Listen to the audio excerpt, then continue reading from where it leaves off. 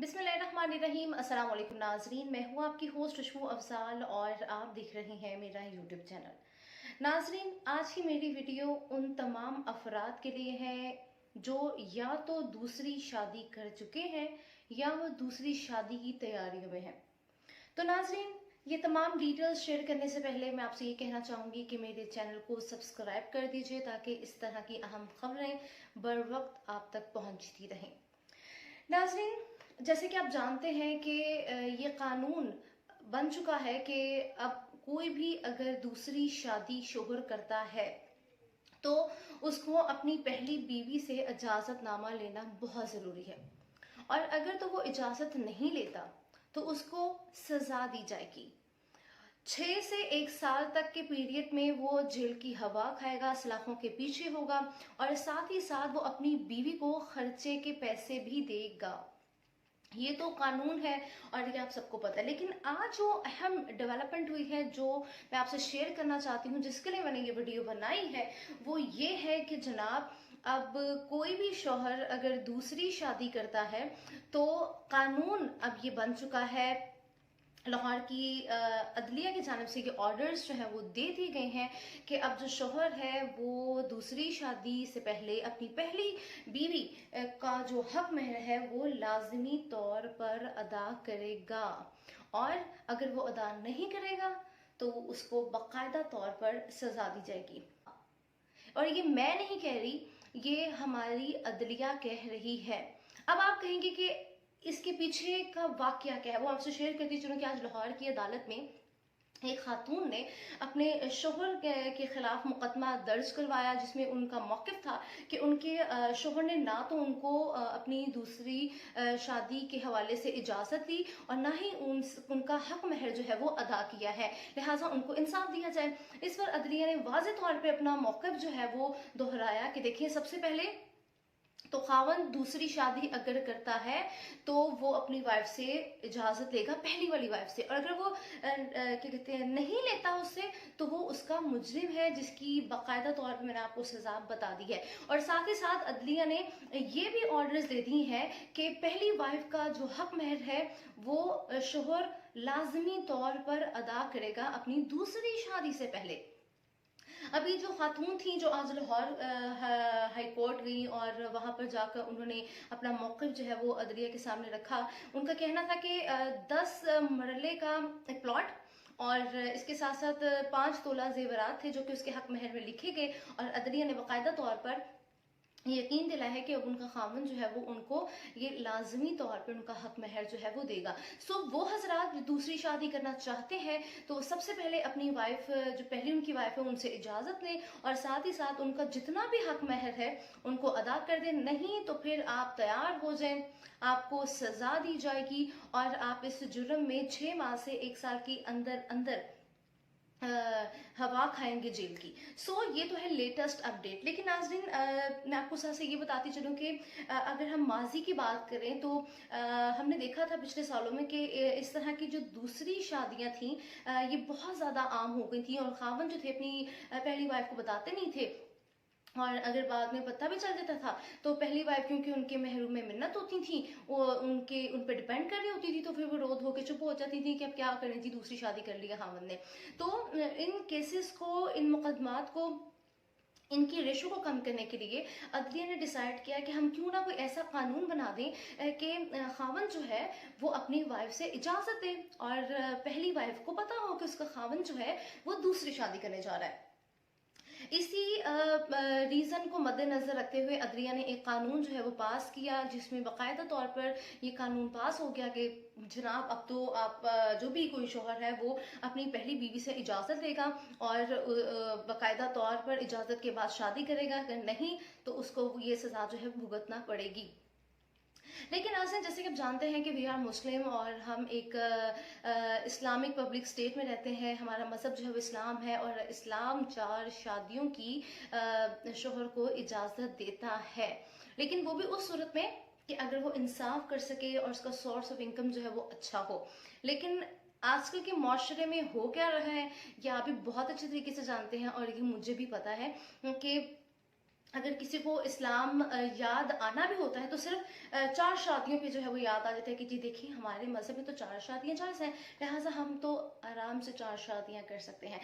जैसे supreme court ने मैं दोबारा टॉपिक पे वापस आती हूँ, सुप्रीम कोर्ट ने ये कानून जो है वो इम्प्लीमेंट किया। साथ ही इस हवाले से फेडरल शरिया कोर्ट जो है उन्होंने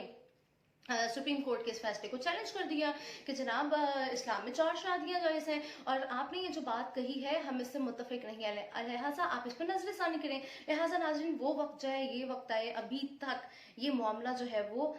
इस पे कोई भी बाकायदा तौर पर हल जो है वो नहीं निकला। और अब ये मामला वाकई बहुत ज़्यादा तवज्जो तलब है कि हमारा इस्लाम जो है वो हमें 4 शादियों की इजाज़त देता है, लेकिन अदलिया ने, सुप्रीम कोर्ट ने ये जो है बाकायदा तौर पर कानून जो है वो इम्प्लीमेंट करवाना शुरू कर दिया है। लेकिन नाजरीन सुप्रीम कोर्ट ने तो ये कानून अपनी जानिब से लागू करवा दिया, लेकिन इसकी मैं हकीकत आपको बताना चाहती हूँ, वो ये कि देखिए एक खातून अपने शोहर के साथ रह रही है और उसको पता चलता है कि उसके शोहर ने दूसरी शादी जो है वो कर ली है। फर्स्ट ऑफ ऑल हमारी ये जो सोसाइटी है, हमारी सोसाइटी में जो बीवियां होती हैं वो अपने शोहर पे बहुत ज़्यादा डिपेंड करती हैं शादी के बाद। और जब उनको पता भी चल जाता है ना कहीं से कि उनके खावंद ने दूसरी शादी कर दी है, तो वो थोड़ी देर की नाराज़गी रोध होके मामला रफा दफा हो जाता है, क्योंकि उनको पता होता है कि यार इसी बंदे के साथ मैंने रहना है, इसने मेरा सारा फाइनेंशियल जो है वो उठाना है एक्सपेंस, तो अब सुलहनामा कर लें और हमारी जो सोसाइटी है, फैमिली सिस्टम है और हमारा जो भी कल्चर है के साथ कॉम्प्रोमाइज़ कर लेती हैं खातून। लेकिन अब ये देखें कि अगर लेट्स सपोज अगर कोई खातून चली भी जाती है अपने खावंद की शिकायत देकर थाने और वो कहती थी कि इसको 6 माह और 1 साल की सजा जो है वो दे दी जाए, तो क्या आप मुझे खुद सोच के बताएं कि वो खावंद जेल की सजा काटने के बाद क्या आया वाकई ही दोबारा आकर अपनी उसी पहली बीवी के साथ घर बसाएगा? अकॉर्डिंग टू मी मुझे नहीं लगता कि वो शख्स जेल से आने के बाद दोबारा अपनी पहली बीवी के साथ जो है वो गन पॉइंट पे अपना घर बसाएगा, कतल नहीं, वो सीधी सीधी तलाक दे देगा। तो इस तरह घर बसेंगे नहीं, घर टूटेंगे। तो ये जो हमारी सुप्रीम कोर्ट ने कानून तो इंट्रोड्यूस करवा दिया है, इम्प्लीमेंट भी हो रहा है, जो कि अप्रिशिएट करना चाहिए, लेकिन आप ये भी तो देखें कि इसके ड्रॉबैक्स क्या हैं। शादियां बिल्कुल नहीं चलेंगी, यहाँ पे तलाकें होंगी। और आपको पता है कि पाकिस्तान में तलाक की जो रेशो है वो बहुत ज़्यादा दिन ब दिन बढ़ती ही चली जा रही है। तो इसमें क्या होगा, शोहर को कोई और बीवी मिल जाएगी और वो जो खातून थी उनको कोई और शोहर मिल जाएगा, लेकिन बीच में फंसेगा कौन? फंसेंगे तो सिर्फ और सिर्फ बच्चे फंसेंगे। ना तो उनका कोई सिक्योर फ्यूचर रहेगा, ना वो जिस हाल में रह रहे होंगे वो सिक्योर होगा, उनके एक्सपेंस, उनके स्कूल, उनकी तरबियत, उनकी सोशल लाइफ, हर एक चीज़ में एहसास कमतरी जो है वो आ जाएगी, जो कि ना चाहते हुए भी हमारे इदारे इसको कंप्लीट नहीं कर सकेंगे, फुलफिल नहीं कर सकेंगे। हमें अपनी फ्यूचर जनरेशन के हवाले से सोचते हुए कुछ ऐसी कानून साजी करनी चाहिए कि इसका मुत्तफिका तौर पे हल निकालें। ये हमारे जो इस्लामिक स्कॉलर्स भाई हैं और ये जो हमारी अदलियां हैं, इनको कुछ इस तरह का दरमियानी रास्ता निकालना चाहिए कि शादियां टूटे ना, घर बसते रहें और हमारे जो फ्यूचर है जनरेशन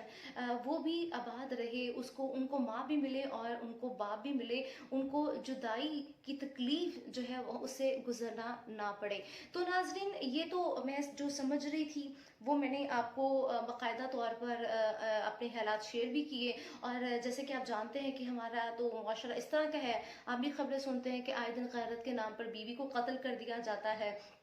कभी किसी बात को पॉइंट बनाकर गैरत के नाम पर कत्ल कर दिया, मार दिया, जला दिया। तो जहाँ पर ज़रा ज़रा सी बात को बहाना बनाकर मर्डर तक हो जाता है, तो क्या इस माहौल में बीवी अपने शोहर के खिलाफ थाने जा सकती है? और हमारी सोसाइटी, हमारे थाने 6 माह और 1 साल तक क्या उसके खावंद को जेल के अंदर रख सकते हैं? क्या हमारी अदलिया श्योरिटी देती है कि अगर वो खातून इस कानून को मद्देनजर रखते हुए शिकायत दर्ज करवा देती हैं और सजा दिलवाती हैं, क्या उसका घर टूटने से बच जाएगा? और क्या उसको जानी सिक्योरिटी कौन देगा? पुलिस देगी, अदलिया देगी, उसके अपने घर वाले देंगे, कौन देगा? तो ये बहुत ही कॉम्प्लिकेटेड केस है और इसको बहुत ही सेंसिटिव तरीके के साथ मिल बैठ कर समेटने के अंदाज में सोचना चाहिए, ताकि इसका हम परमानेंट हल जो है वो निकाल सकें। और इतनी जिंदगी आप यकीन करें बर्बाद हो गई हैं, और सबसे बड़ी नेकी जो है वो यही होगी कि किसी का घर टूटते हम बचा लें। और यही हमारी अदलिया, हमारी पुलिस, हमारे इदारे और हमारी सोसाइटी के लिए सदका जारिया है। सो नाजरीन, आप मेरी इन बातों और मेरे ख्यालात से किस हद तक मुत्तफिक हैं, आपने मुझे कमेंट सेक्शन में ज़रूर बताना है। मुझे आपकी राय का शिद्दत से इंतज़ार रहेगा। अपना फीडबैक ज़रूर दीजिएगा। दुआ में याद रखिएगा। खुदा हाफिज़।